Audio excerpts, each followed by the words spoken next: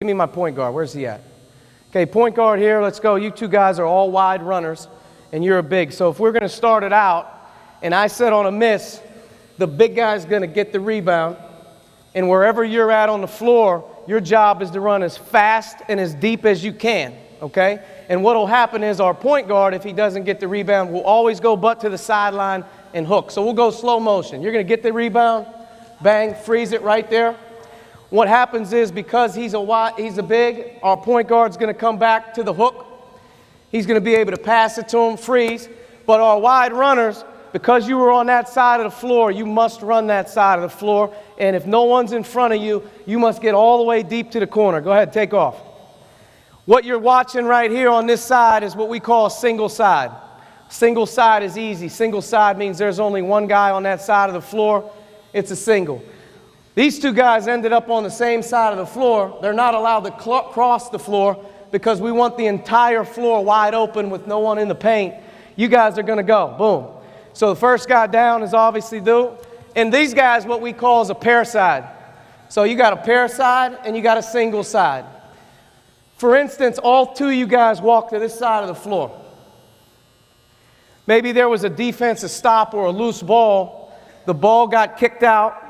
They outlet it to the point guard, and you three guys happen to be on this side of the floor. Does that mean you run across? Nope. That means you run down this side of the floor and you stay wide. So you have now what we call a loaded side.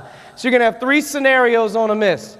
Single side, must run deep all the way to the corner and get spaced. Pair side, when you run a pair, you got one guy in the corner, most of the time free throw line extended. And if you happen to get a loaded side, this happens every once in a while, the third man in the link, he just comes sort of right in here off the elbow. We call this part of the floor the slot, and you have a loaded side of the floor.